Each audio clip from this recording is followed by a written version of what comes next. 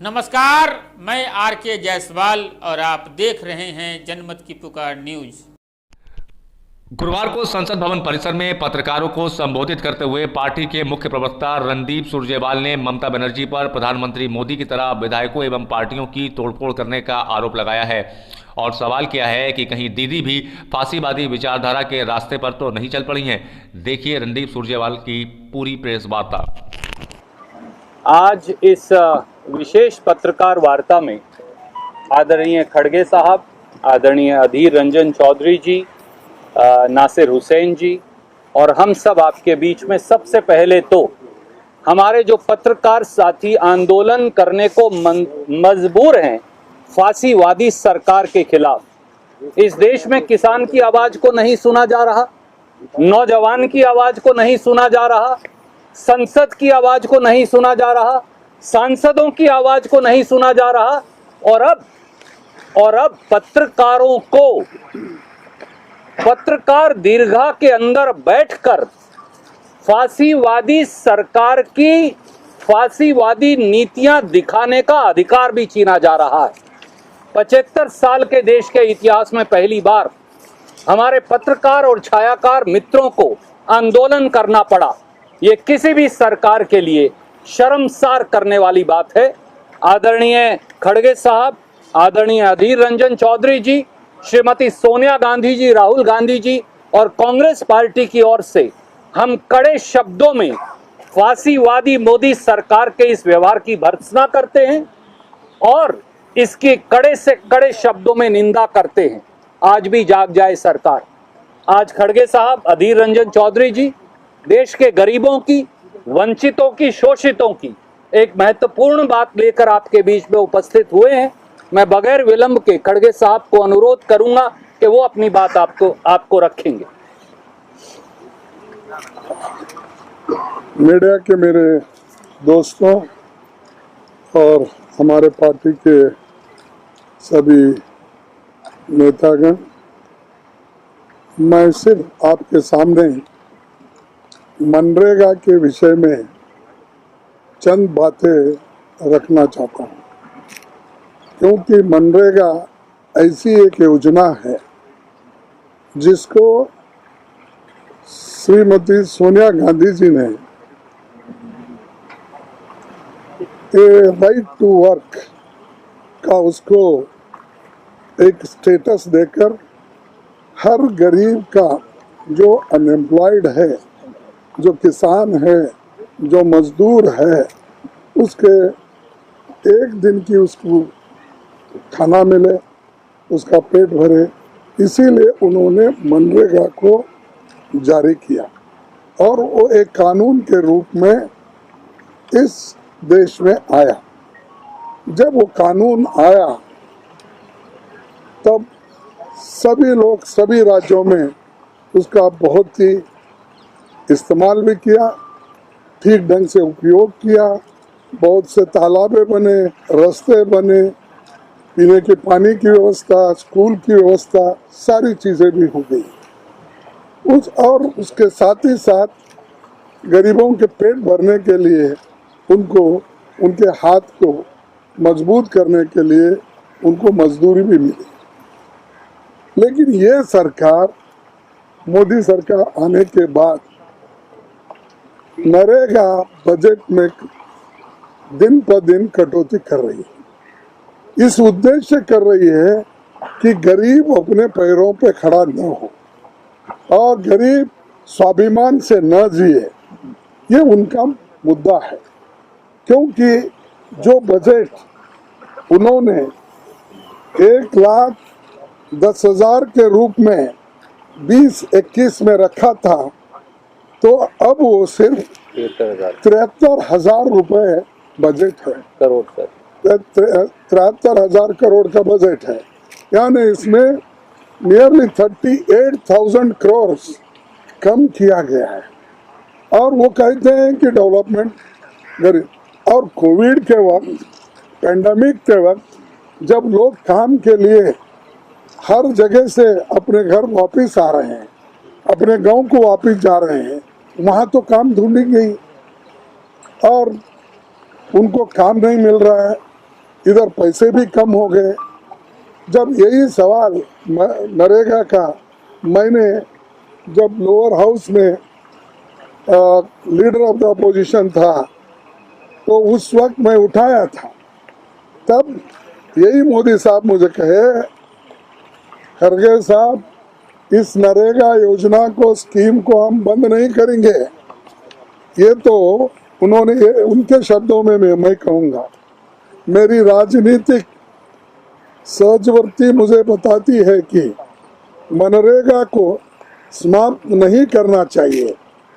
उन्होंने विपक्षी बेंचों का मजाक उड़ाते कहा, क्योंकि ये एक आपकी असफलताओं का जीवित स्मारक है, ये उन्होंने कहा, यानी हमारा स्मारक। ऐसी मजाक उन्होंने उड़ाई, लेकिन वही नरेगा उनको काम में आया। वही महात्मा गांधी जो योजना है वो काम में आई, और वही जो कोविड में बहुत लोग काम जिनको नहीं मिल रहा था अपने गांव जाके वो काम कमाने लगे, थोड़ी सी उनकी राहत मिली, पेट भरा। लेकिन इस ऐसे स्कीम को भी वो आज खत्म कर रहे हैं और बजट भी खत्म कर रहे हैं। उसके अलावा अब उन्होंने जो पैसे 73,000 करोड़ दिए थे, अब 21-22 में 63,000 ना, अब तो 63,000 खत्म हो गया। उनके पास पैसे ही नहीं। एक तो मेन 1,11,000 करोड़ अलॉट किया था, लेकिन उसमें सिर्फ 73,000 उन्होंने बजट में रखा, और अब जो 73,000 में भी जो अलॉटमेंट उन्होंने स्टेट को किया उसमें से कम 63,000 करोड़ खर्च हो गया। और 21 स्टेट में आज फंड नहीं है, पैसा नहीं है, किन्हें पूछे। और बार बार वो यही कहते हैं पैसे की कोई कमी नहीं, और एक्साइज ड्यूटी लगाते हैं, पेट्रोल डीजल पे पैसा वो एक्साइज ड्यूटी लगा रहे हैं। वो कहाँ गया सब? एक तो डेवलपमेंट भी नहीं कर रहे, दूसरे तरफ गरीबों को काम नहीं दे रहे, बजट घटाते जा रहे हैं। तो ये एक साजिश है, गरीबों को कुचलना, उनको एक गुलामगिरी के अंदर लाने का उनका एक तरीका है। मैं तो ये कहूँगा, खासकर इसमें कौन काम करते हैं? SC ST के लोग काम करते हैं, और बहुत गरीब से गरीब आदमी किसी और कम्युनिटी का भी होगा वही काम करता है, खेत मजदूर काम करता है।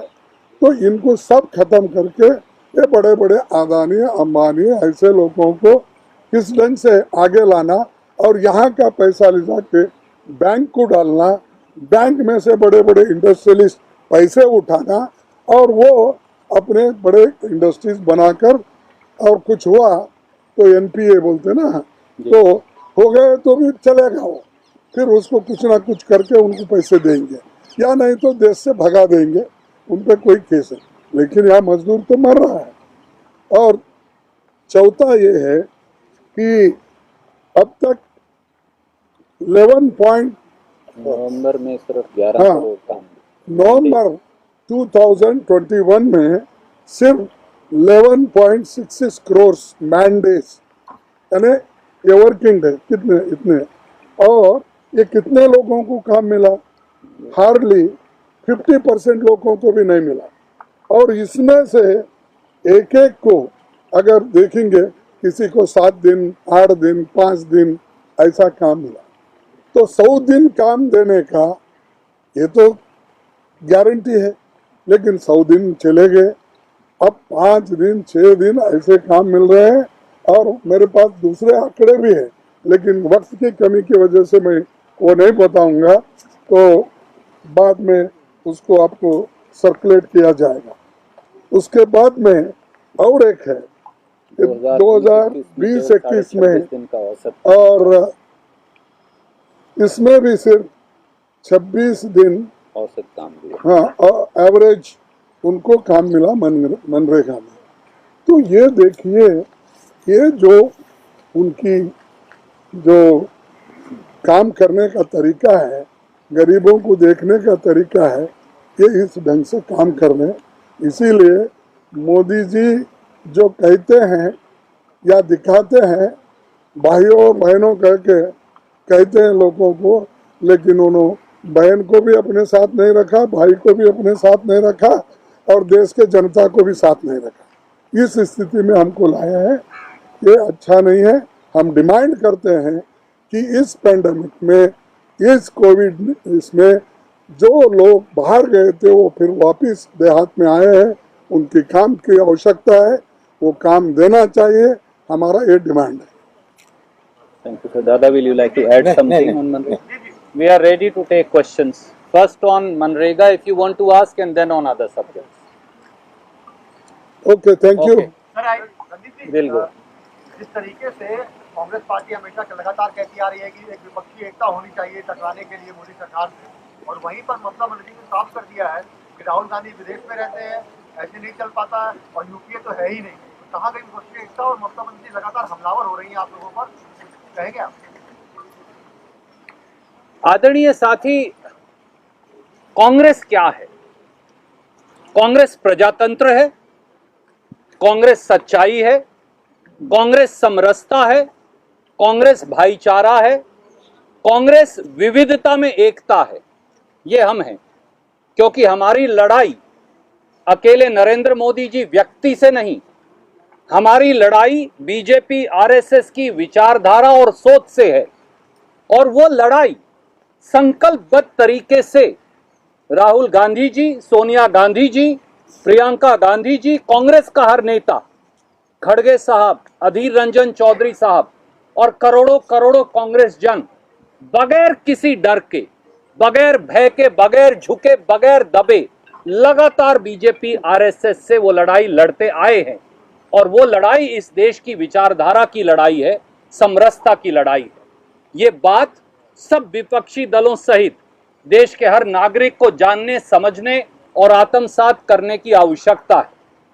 कई ऐसे राजनीतिक दल हैं, उनमें से एक राजनीतिक दल और एक विशेष सम्मानित व्यक्ति की आपने भी चर्चा की, हम उनका सम्मान करते हैं, परंतु राजनीतिक अवसरवादिता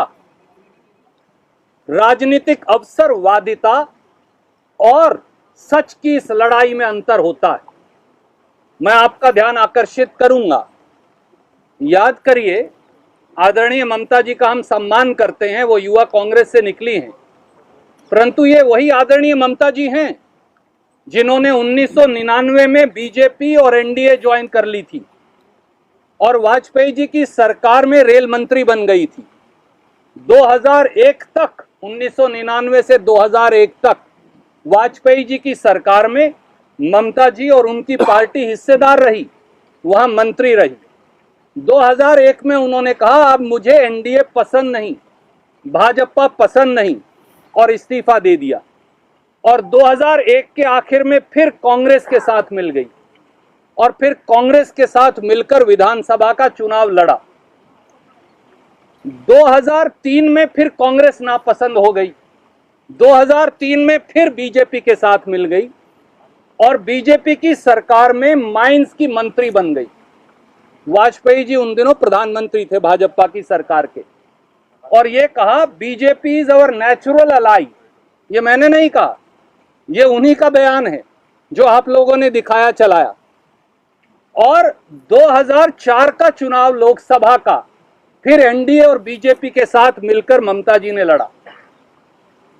फिर 2008 में फिर एनडीए और बीजेपी नापसंद हो गई एक बार फिर, और फिर 2009 में वो कांग्रेस की सरकार में उसी यूपीए का हिस्सा बनकर मंत्री बन गई।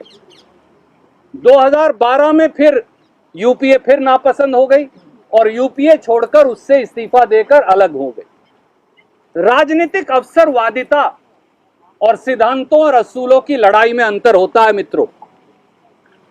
4-4 बार आप एनडीए में जाओ, 3-3 बार और 2-2, 3-3 बार आप कांग्रेस के साथ आओ और फिर हमें असूलों का पाठ पढ़ाओ, ये अनुचित है। इसके बारे में उन्हें भी आत्म मंथन करने की जरूरत है। दूसरी बात, आदरणीय ममता जी तो यूपीए का हिस्सा है ही नहीं, उन्होंने तो यूपीए से 2012 में इस्तीफा दे दिया, तो वो यूपीए के बारे में बयानबाजी क्यों कर रही हैं? उन्हें अपने अपने अंदर झांककर आत्मसात होने की आवश्यकता है। और तीसरी बात, कांग्रेस असूलों की लड़ाई लड़ रही, राहुल गांधी जी असूलों की लड़ाई लड़ रहे हैं। राहुल गांधी जी ने कभी बीजेपी से समझौता नहीं किया, राहुल गांधी जी कभी एनडीए का हिस्सा नहीं रहे। कांग्रेस पार्टी हमेशा हमेशा असूल के ऊपर टिकी रही। हम सत्ता में रहे, हम सत्ता से बाहर रहे। हम क्या लड़ाई लड़ रहे हैं? खड़गे साहब, अधीर रंजन जी क्या लड़ाई लड़ते हैं हर रोज? वो लड़ाई लड़ते हैं कि मोदी जी प्रजातंत्र को तिरस्कृत कर रहे हैं। वो आपको दर्शक दीर्घा में, पत्रकार दीर्घा में नहीं बैठने देते और इस देश के प्रजातांत्रिक संस्थानों का हनन कर रहे हैं। वो चुनी हुई सरकार और विधायकों की खरीद फरोख्त कर रहे हैं। वो प्रजातंत्र की संस्थाओं को तिरस्कृत कर रहे हैं, खत्म कर रहे हैं। वो संसद हो या अदालत, उनकी गरिमा को खत्म कर रहे हैं। ये हमारी लड़ाई है विचारधारा की। पर माफ कीजिए, ममता जी को जरूर सोचना चाहिए। मैं हाथ जोड़कर उनसे कहूंगा, मैं छोटा हूं, उनका सम्मान करता हूं, क्या ममता जी भी वही नहीं कर रही जो मोदी जी कर रहे हैं? मोदी जी भी विधायक खरीदते हैं, ममता जी भी विधायक खरीदती हैं। मोदी जी भी पार्टियां तोड़ते हैं, ममता जी भी पार्टियां तोड़ती हैं। तो कहीं ना कहीं उनका प्रेरणा स्रोत, जो एक समय में इंदिरा जी, राजीव जी थे, कांग्रेस पार्टी की विचारधारा थी, तो कहीं ना कहीं वो फांसीवादी सोच जिससे वो लड़ने की बात करती हैं, वो फांसीवादी सोच ही उनकी प्रेरणा तो नहीं बन गया? क्या वो उसी फांसीवादी विचारधारा और रास्ते पर तो नहीं चल पड़ी? हम में से हर एक व्यक्ति को ये सोचना पड़ेगा। और मैं याद दिलवाऊं, 20 अगस्त को उन्होंने ही कहा था खुद कि सब राजनीतिक दलों को इस देश के प्रजातंत्र को बचाने के लिए आगे आने की आवश्यकता है। वो तब नहीं हो पाएगा जब आप भारतीय जनता पार्टी की मदद के लिए खड़े हो जाएंगे, प्रत्यक्ष या परोक्ष रूप से। वो तब हो पाएगा जब हम एकजुट होकर खड़े हो जाएंगे। आप गोवा में 5 साल पहले चुनाव लड़ते हैं, 5 साल तक टीएमसी वहां जाती नहीं, 5 साल के बाद एक कंसल्टेंट के बैसाखियों के सहारे आप फिर पहुंच जाते हैं, क्योंकि आपको मालूम है कि बीजेपी हारने वाली है, कांग्रेस जीतने वाली है। तो कांग्रेस जीत रही है, आपका नामो निशान नहीं है, वहां जाकर आप कांग्रेस से लड़ रहे हैं, बीजेपी से नहीं लड़ रहे। आप अब उत्तराखंड जाकर भी, आपको मालूम है कि बीजेपी हार रही है, कांग्रेस जीत रही है, आप उत्तराखंड जाकर भी कांग्रेस से लड़ रहे हैं। तो आप मदद किसकी कर रहे हैं? आप मोदी जी के साथ हैं या आप उस विचारधारा के साथ हैं जो भारत की समरसता की विचारधारा है, जिसको हम प्रतिबिंबित करते हैं। इसलिए कांग्रेस का दिल बड़ा है, उदार है, और हम ये जानते हैं कि गिव और टेक और सेक्रीफाइस के माहौल में भी कहीं कहीं हम अपने हित छोड़कर भी दूसरे दलों को साथ लेकर चलेंगे। वो कोई भी राजनीतिक दल हो, वो चाहे अपशब्द भी इस्तेमाल करे, फिर भी हम प्रजातंत्र के हक में आरएसएस बीजेपी की विचारधारा से एकजुट होकर लड़ने के लिए सब इकट्ठे हैं। परंतु राजनीतिक दलों को भी सोचना पड़ेगा कि क्या कहीं वो मोदी जी के रास्ते पर तो नहीं चल रहे। कांग्रेस से लड़ना उनकी प्राथमिकता है या मोदी जी से लड़ना उनकी प्राथमिकता है? उनको ये भी अपने अंतर्मन में झांककर देखने और सोचने की आवश्यकता है।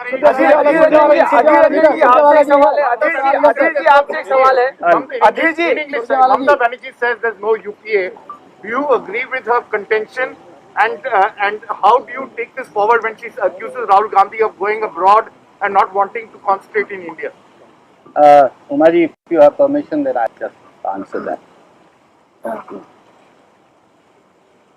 To answer this question, you have to first answer what is Congress Party. Congress Party is compassion. Congress Party espouses, represents democracy. Congress Party means carrying forward as one various differential thought processes. Congress Party is carrying forward different streams of thoughts and cultures that exist in this country together as a homogeneous unit. That is what Congress party represents. That is what Rahul Gandhi, Sonia Gandhi ji represents. That's what Khadge Sahab, Adhir Ranjan Chaudhary ji represents. You cannot, by sheer political opportunism, strengthen the very fascist forces that you are pretending to fight. Let me reiterate that sentence. You cannot, by sheer political opportunism, proceed to strengthen the very fascist forces represented by RSS and BJP that you are pretending to fight. Political opportunism may be good for some people or parties, but for us, Indianness and our country and our democracy and our brotherhood and our cohesion and our compassion are an article of faith on which Congress party has never compromised. Mamta ji has spoken different languages at different times. Mamta ji was part of BJP and NDA in 1999 when she became minister in the BJP government, the railways minister that she was. She continued as railway minister till 2001. In 2001, she said now she no longer likes NDA and BJP. She gave it up. Then in 2001 end, she said now I like the Congress party. So she fought the election along with the Congress party. Switched sides. In 2003, again Congress party became bad. And in 2003, then she proceeded to become mining minister in the BJP government, where she famously said, and I recollect, she said, BJP is our natural ally. She continued to, and she proceeded to fight 2004 parliament elections, general election, as an ally of the NDA and BJP. In 2006-07, then she again gave up NDA. And she then became part of UPA, and in 2009, she became a minister in the UPA government. In 2012, she again changed sides and gave up UPA and withdrew support. So, Mamta ji has switched over to NDA and BJP many times, called them their natural ally, and has fought with the Congress party many times. For her, it can be political expediency. It can be political opportunism, whatever you may choose to call it. But for us, fighting the RSS BJP line, which spreads hatred and division in this country, is an article of faith. And Rahul Gandhi, Sonia Gandhi ji, Congress party will never compromise on that. And why should she comment upon UPA? With due regards, I have great respect for her. She is formerly part of the same organization, the Indian Youth Congress that I come from. She has headed IYC, I have also headed IYC. We both have been presidents one after the other. She is not part of UPA. She left UPA in 2012. Why is she commenting upon UPA in 2021 after 9 years? What relevance does it have? And last but not the least, my friends, all that I want to say, you cannot strengthen the very fascist forces of BJP, RSS that you pretend to fight. Each one of us who stands for India must think on which side of the fence we are. You want to be on Modi ji's side, then be on Modi ji's side. You want to fight Modi ji, then Congress is the fulcrum around which that fight has to take place.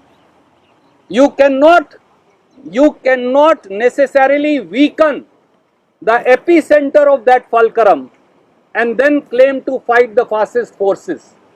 You cannot go to Goa after 5 years based on the crutches of a consultant and then fight the Congress party there instead of the BJP, for you know BJP is losing and Congress is coming back. You can't go to Uttarakhand suddenly out of the blue, you know Congress is defeating the BJP, you are going there to fight the Congress, not the BJP. So Mamta ji also has to decide on which side is she with Modi ji latently or patently, or is she with forces who want to fight the thought process espoused and represented by the BJP RSS, and that is the essence. Thank you. Sir, it's not only Mamata Banerjee, but then also Sharad Pawar. Consultant की आप बात कर रहे हैं, consultant जो राय दे रहा है ममता बनर्जी को, कंसल्टेंट का भी एक ट्वीट आया है। कंसल्टेंट कह रहे हैं कि 10 साल से कांग्रेस 90% चुनाव हारी है, इसलिए उसको विपक्ष के डेमोक्रेटिक राय लेकर नेता चुनना चाहिए। आदरणीय साथी, मैंने पहले भी कहा, मैं फिर आपसे बड़ी विनम्रता से कहता हूं, हम एक राजनीतिक दल हैं, हम कंसल्टेंट्स की टिप्पणियों पर टिप्पणी नहीं करते। Sir, it's not only Mamata Banerjee, but also Sharad Pawar, NCP Supremo, who joins with such kind of और lines खास and तौर say- से अगर वो मोदी जी के भी कंसल्टेंट रहे हों। ये पूरी बात एक साथ बोल दी sir, with such kind of lines, what Mamata Banerjee has said, NCP Supremo Sharad Pawar also joins the hand and goes ahead. And Sharad Pawar, NCP is part of UP. आदरणीय मित्र, काश आप नवाब मलिक जी की पत्रकार वार्ता सुन लेती, जो उन्होंने ममता जी की बैठक से शायद कुछ घंटे पहले की, एनसीपी के औपचारिक रिएक्शन को देते हुए। मैं आपका फिर ध्यान आकर्षित करूंगा, अगर आप सुनेंगी तो आपको सच्चाई समझ में आ जाएगी। उन्होंने साफ तौर से ये कहा, एनसीपी कांग्रेस के पार्टनर है और कांग्रेस के बगैर विपक्ष संभव नहीं। तो अब मैं क्यों और टिप्पणी करूं जब वो खुद ही ये कह रहे हैं। रणदीप, आपने कि ममता बनर्जी बीजेपी की after this Ghulam Nabi BJP की बी टीम हो गई है, जैसे जो आरोप आप ओवैसी साहब पे लगाते हैं उसी तरह के आरोप आप तकरीबन अभी लगा। आदरणीय साथी, जो भी बात मुझे कहनी थी बड़े स्पष्ट शब्दों में मैंने कही, और हर व्यक्ति को, हम ममता जी का सम्मान करते हैं, मैं हर विपक्ष के नेता का, कांग्रेस की संस्कृति ये है, हम मोदी जी का भी सम्मान करते हैं, हम अमित शाह जी का भी सम्मान करते हैं। हमारा राजनीतिक विरोध है, व्यक्तिगत विरोध नहीं है। राहुल गांधी जी जो लड़ाई लड़ते हैं वो विचारधारा की लड़ाई है, वो व्यक्तियों से लड़ाई नहीं है। ममता जी को भी ये सोचना पड़ेगा कि वो मोदी जी की विचारधारा के साथ खड़ी हैं या उस विचारधारा के साथ जो देश की विचारधारा है, समरसता की, भाईचारे की, प्रेम की, सहयोग की, विविधता में एकता की। और कांग्रेस ने हमेशा खुले मन से, कई बार वो एनडीए में गई, कई बार कांग्रेस में आई, फिर चली गई, फिर आ गई, फिर चली गई, फिर आ गई, उसके बावजूद भी हमने बड़े खुले मन से उनका स्वागत किया है। राहुल गांधी जी का मन खुला है, सोनिया गांधी जी का मन खुला है, कांग्रेस का मन खुला है, परंतु हर व्यक्ति को और राजनीतिक दल को अपनी अंतरात्मा और अंतर्मन में झांक कर देखने की जरूरत जरूर है कि क्या आप फांसीवादी ताकतों के साथ खड़े हैं या आप फांसीवादी ताकतों से लड़ने का केवल स्वांग कर रहे हैं। बस इतना। गुलाम नबी रणदीप, जिस प्रशांत किशोर की सेवा कभी कांग्रेस ने भी ली, उनका ट्वीट आया है, वो कह रहे हैं कि जो कांग्रेस का जो नेतृत्व है कोई दैवीय नहीं है, और जहां तक विपक्ष के नेतृत्व की बात है तो लोकतांत्रिक तरीके से तय होनी चाहिए। आपकी टिप्पणी। आदरणीय मित्र, हमने पहले भी कहा, मैं फिर बड़ी विनम्रता से कहता हूं, हम एक राजनीतिक दल हैं, हम कंसल्टेंट्स की टिप्पणियों पर टिप्पणी नहीं करते, खास तौर से अगर उनकी कोई अपनी विचारधारा ना हो और वो मोदी जी के भी कंसल्टेंट रहे। सर, मेरा एक सवाल है कि ममता जी आज कांग्रेस के रीजनल पार्टियों जो गठबंधन थे पहले, उन्हीं पार्टियों को तोड़ने में लगी हुई हैं। कांग्रेस के कुछ छोटे बड़े नेताओं को भी अपने साथ लाने की कोशिश की है, तो क्या कांग्रेस को ममता बनर्जी से खतरा हो रहा है, और यदि है तो इसका हल कैसे? कांग्रेस को किसी से खतरा नहीं है मित्र, देश को मोदी जी की विचारधारा से खतरा है, इस देश के युवाओं को बेरोजगारी से खतरा है, इस देश के किसान को जो संसद में सरकार बैठी है उससे खतरा है, इस देश की महिला को गैस की सिलेंडर की कीमत से खतरा है, आपको और मुझे पेट्रोल और डीजल की बढ़ती कीमतों से खतरा है, इस देश की अर्थव्यवस्था को संसद में बैठे अनाड़ियों से खतरा है जो सत्ता की शहतीर पर बैठे हैं। तो इस देश के प्रजातांत्रिक संस्थानों को उन हुक्मरानों से खतरा है जो तानाशाह हैं। लेकिन आज और उस खतरे से लड़ने के लिए सोनिया गांधी, राहुल गांधी और कांग्रेस पार्टी और बहुत सारे हमारे मित्र दल वो लड़ाई लड़ रहे हैं जो इस लड़ाई को कमजोर करने की कोशिश कर रहे हैं। वो फांसीवादी ताकतों को मजबूत कर रहे हैं या वो देश के लिए लड़ रहे हैं, ये उनके ऊपर हम छोड़ते हैं। Ghulam Nabi Azad says that he doesn't see the Congress getting 300 seats, and that is why he cannot, replace what has happened in Kashmir. I will not like to comment upon it because there is a particular context in which he made the statement. I don't think so it should be read out of context. Sir, TMC has once again reiterated the point on UPA. They are saying that what Mamata Banerjee has said is true because UPA was formed to form a government, and now that the government has not formed, all the parties are, not together, and that's why she's right in that context. Why should TMC comment upon an alliance that they are not part of? That's the simple answer. अधीर जी आपसे एक सवाल है। और हो गया। नहीं आप